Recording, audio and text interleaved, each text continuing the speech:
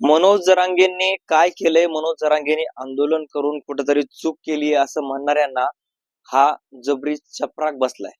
कारण मनोज जरांगे पाटलांच्या आंदोलनाला एवढं यश आलंय की मराठ्यांना थेट आता 10 लाख रुपये मिळणार. पण ते नेमकं कोणाला मिळणार आहेत, त्याच्यासाठी नेमकं असं काय पात्रता आहे किंवा काय कशामुळे मिळणार आहेत, हे सगळ्यात महत्वाचं आहे आणि तेच आपल्याला पाहायचं आहे. कारण सरकारनं मनोज जरांगे पाटलांच्या जे आता उन्हामध्ये आंदोलन झालं त्याच्यासाठी सगळ्यात महत्वाचा निर्णय घेतलेला आहे. तो निर्णय काय आहे आणि जरांगे पाटलांच्या आंदोलनाला यश आपण आलंय असं का म्हणतोय, नेमकं काय घडलंय, हेच आपल्या या व्हिडिओमध्ये संपूर्ण पाहायचं आहे.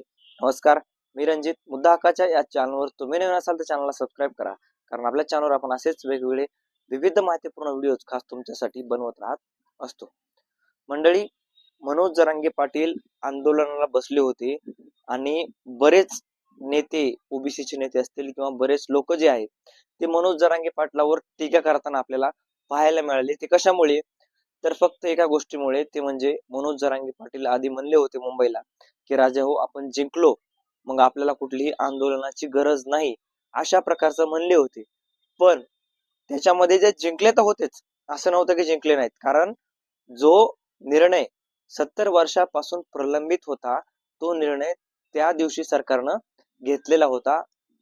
विखे पाटील असतील किंवा त्याच्यामधले महत्वाचे नेते असतील, या सगळ्यांनी हा निर्णय घेतला की मनोज जरांगे पाटलांच्या आंदोलनाला यश आलंय.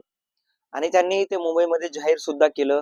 मनोज जरांगे पाटलांनी जाहीर केलं, विखे पाटलांनी जाहीर केलं आणि त्यानंतर सगळ्या मराठा समाजानं सुद्धा ते स्वीकारले की मनोज जरांगे पाटलांच्या आंदोलनाला यश आलेले.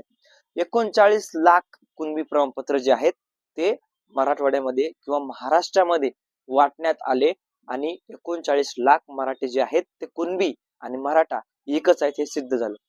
पण 39 लाख कुणबी प्रमाणपत्र वाटल्यानंतर पुन्हा जी आहे ती गती स्थगित झाली. मग ती गती पुन्हा जे आहे ते पटरीवर आणण्यासाठी, टेबलावर आणण्यासाठी मनोज जरांगे पाटलांनी आंदोलन केलं उन्हामध्ये. एकाच दिवसाचं आंदोलन होतं, पण एवढा परिणाम त्या आंदोलनाचा झाला आणि त्या आंदोलनाचा परिणाम एवढा झाला की विखे पाटील दिवसातून 2दा त्यांनी तिथं मनोज जरांगे पाटलांना भेटी दिल्या आणि त्याचा तोडगा काढला. संध्याकाळी 8 वाजता महाराष्ट्रामधून अभ्यासक आले, मराठवाड्यातून अभ्यासक आले आणि त्यांनी सांगितलं हे सगळं जे सरकारनं मान्य केले, मनोज जरांगे पाटलांच्या ज्या काही मागण्या मान्य केल्यात त्या सगळ्या बरोबर आहेत आणि त्या कुठेही चुकलेल्या नाहीत.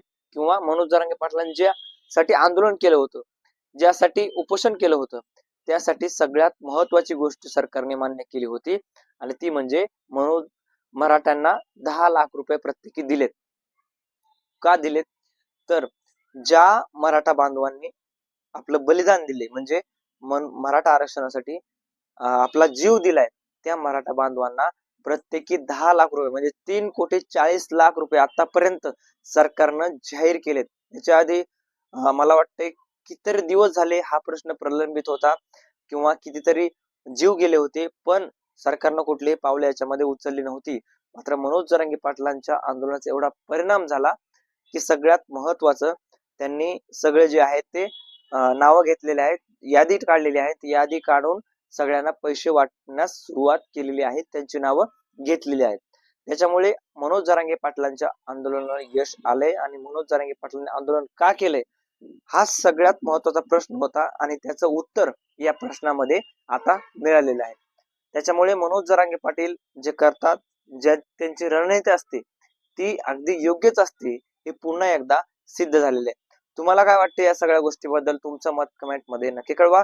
आणि जर अशा प्रकारचं कुठलं मराठा आरक्षणासाठी जर कुणी जीव दिला असेल तर त्याची शिफारस सुद्धा सरकारकडे किंवा मनोज जरांगे पाटलांकडे तुम्ही करू शकता.